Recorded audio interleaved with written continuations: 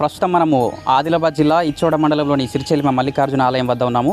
ఉమ్మడి ఆదిలాబాద్ జిల్లాలోనే పురాతనమైన ఆలయాల్లో ఒకటైన సిరిచెల్మ మల్లికార్జున ఆలయం భక్తుల పాలిట కొంగు బంగారంగా విరాజిల్లుతుంది. ప్రస్తుతం మనం ఇక్కడ ఆలయం వద్ద ఉన్నాము. ఆలయానికి సంబంధించి పూర్వం 7వ శతాబ్దంలో ఇక్కడ స్వయంగా పరమశివుడే ఆ చెరువు కరువుని పారదోలేందుకు చెరువు నిర్మించినట్లుగా చెప్తుంటారు. ఆలయానికి సంబంధించిన స్థల పురాణము మరి ఇంకా మిగతా చరిత్రకు సంబంధించి మనతో పాటు పూజారి గారు చూస్తూ ఉన్నారు. వారిని అడిగి తెలుసుకునే ప్రయత్నం చేద్దాము. ప్రస్తుతం మనం ఆలయంలోకి వెళ్తున్నాము. సో నమస్తే పూజారి గారు, ఆలయానికి సంబంధించి అంటే ఇంత ప్రసిద్ధిగాంచిన ఆలయానికి సంబంధించి చరిత్ర, అసలు స్థల పురాణం ఏంటి? ఓం నమ శివాయ. ఈ సిరిచెల్మ గ్రామంలో ఉన్నటువంటి ఈ శైవ క్షేత్రము అంటే శాతవాహనులచే నిర్మించబడినదని, ఎందుకనగా త్రికుటాలయాలు ఈ నిర్మాణం మొత్తము శాతవాహనులచే నిర్మించబడింది. క్రీస్తు పూర్వమే 300 సంవత్సరాల క్రితము, అనగా 2500 సంవత్సరాల క్రితం నిర్మించబడినటువంటి ఈ శైవ క్షేత్రము.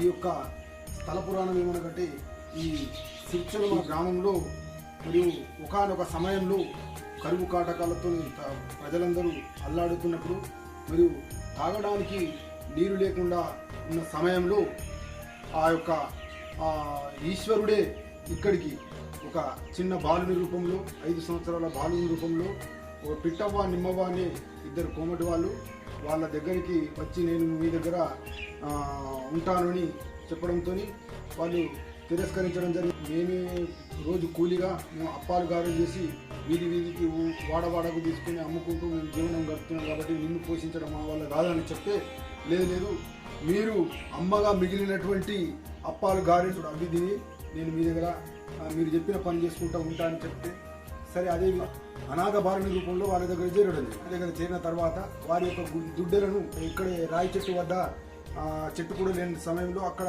వారి యొక్క దుడ్డెలను తీసుకొచ్చి మేపుతూ రోజు ఆ సందర్భంలో మరియు కరువు కాటకాలతోని అనావృష్టిగా వర్షాలు లేక పశుపక్షాదులకు కానీ మానవులకు కానీ నీళ్లు లేక చాలా అల్లాడుతున్న సమయంలో మరియు ఈ చెరువు నిర్మాణం కోసం అప్పుడు రాజులు కొనుక్కుంటే ప్రతి ఇంటి నుంచి వంత వచ్చినప్పుడు పిట్టవంది వంత వచ్చినప్పుడు మా దగ్గర అయితే మగవాళ్ళు లేరని చెప్తే కూడా లేదు నేను పోయి చెరువు కట్ట నిర్మాణంలో నేను పాల్పంచుకుంటా అని చెప్పి ఇక్కడ వచ్చి అందరిని బట్టి ఎక్కిపించి మీరందరూ అటు చూడాలని చెప్పి ఒకే గంపతోని ఈ నిర్మాణం చేసి ఈ స్థలంలో వచ్చి వెలిసి ఆ తర్వాత వారికి పిట్టవనిమకు స్వప్నం నందు సాక్షాత్కరించి మీరు నా కోసం వెతకద్దు, నేను సాక్షాత్ పరమశివుణ్ణి, నేను ఇక్కడ పలానా చోట వెళుతున్నా అని చెప్తే ఈ విషయాన్ని ఈ నోట ఆ నోట మొత్తం ఊరంతా తెలిసిపోయిన తర్వాత ఇక్కడ వచ్చి చూస్తే స్వయంభూగా వేసినటువంటి పరమశివునికి ఆ సమయంలో మరియు రాజులు ఈ నిర్మాణాన్ని పూనుకొనడం జరిగింది. నిర్మాణంకు దాతలుగా ఉన్నటువంటి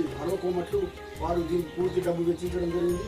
కాబట్టి ఇప్పటికి కూడా ఆ కుబేరుడికి వెంకటేశ్వరుల స్వామి అయితే ఎట్లా ఏ విధంగా అయితే భాగ్యులు ఉన్నాడు, ఈ యొక్క సిరిచెల్మ మల్లికార్జునుడు ఈ ఆ అరవకోమట్ల ఇద్దరికి కూడా భాగ్యులు ఉన్నారు. కాబట్టి వారి బాకీ తీర్చడానికి ఇక్కడికి వచ్చిన కోడెలు కట్టేస్తారు కదా భక్తులు, ఆ కోడెల్ని 5 చుట్లు ఈ ఆలయం చుట్టూ దింపి ఆ యొక్క అరవకోమట్ల దగ్గర వారికి కట్టేయడం జరుగుతుంది. ఏంటంటే వాళ్ళ బాకీ చెల్లించడానికి. ఈ ఆలయ నిర్మాణం ఏ విధంగా చేసినట్టే శివ కళ్యాణ సమయంలోనే మరియు సూర్యుని యొక్క కిరణాలని సీదా మరియు ఆ యొక్క నంది పెద్ద నంది నుంచి మొదలుకొని 7 దర్వాజల నుంచి అక్కడ 2 ఉన్నటువంటి చరనంది స్థిరనంది ఆ 2 నందుల మధ్యలో నుంచి సూర్యకిరణాలు శివుని యొక్క నాభి పైన ప్రసరించినప్పుడు ఆ యొక్క శివలింగం మనకు బంగారు వర్ణంలో గోచరించడం జరుగుతుంది. ఈ శివ కళ్యాణ సమయంలోనే పడే విధంగా ఆ రోజుల్లో నిర్మాణం చేయడం జరిగింది.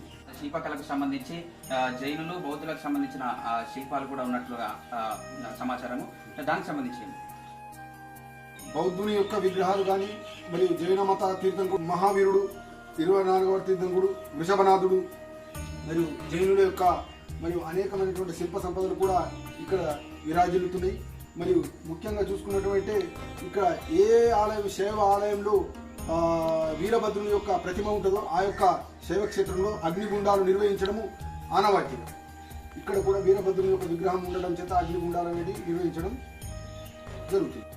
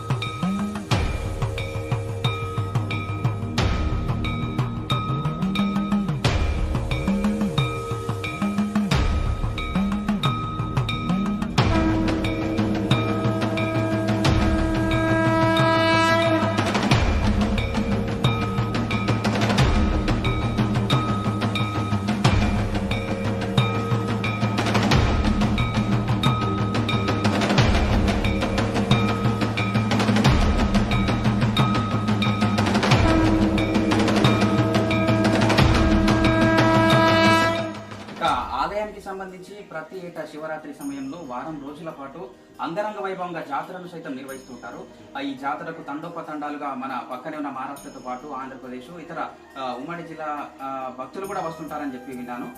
ఆలయ జాతరకు సంబంధించిన వివరాలు ఇక్కడ ప్రతి సంవత్సరము పాల్గొన మాసంలో శివరాత్రి అయిన తర్వాత అనగా పంచమి తిథి మొదలుకొని ఏకాదశి వరకు 7 రోజుల పాటు జాతర ఉత్సవాలు నిర్వహించడం జరుగుతుంది.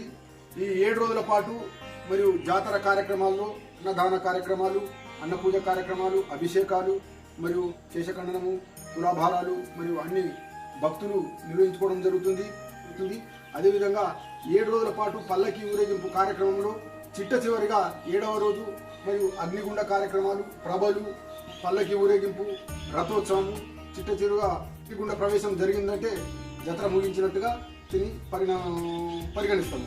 ఇంతటి ప్రసిద్ధిగాంచిన ఆలయము ఇప్పటికీ ప్రభుత్వం నుంచి ఎటువంటి కృషి చేస్తూ ఉన్నారు? ప్రభుత్వం నుంచి జాతరకు సంబంధించి జాతర వేడుకలప్పుడు కానీ ఖర్చులకు అట్లాంటి ఏమైనా ప్రభుత్వం సపోర్ట్ చేస్తూ ఉన్నాను? ప్రభుత్వం ఇంతవరకు అయితే ఎటువంటి సపోర్ట్ చేయలేదు. మంచి శిల్ప సంపద ఉన్నా కానీ ఇక్కడ మరియు రోడ్డు సౌకర్యం లేకపోవడం వల్ల భక్తులకు కూడా రావడానికి చాలా ఇబ్బంది అవుతుంది. ఇప్పటికైనా గత ప్రభుత్వాలు పోయినాయి కానీ వచ్చే ప్రభుత్వాలన్నా ఈ యొక్క ఆలయం గురించి కొద్దిగా పట్టించుకొని ఈ రోడ్డు నిర్మాణంకు భక్తులు రాకపోకలకు సౌకర్యం కల్పించి మరియు పునరుద్ధరణ జీర్ణోద్ధరణ మరియు ఈ యొక్క ఆలయానికి కొద్దిగా డబ్బులు వెచ్చించి నిర్మాణం చేస్తే బాగుంటుందని మీ ద్వారా కోరుకోండి. సో ఇది ఉమ్మడి ఆదిలాబాద్ జిల్లాలోనే పురాతన ఆలయమైన సిరిచెల్మ ఆలయానికి సంబంధించిన వివరాలు, స్థల పురాణము.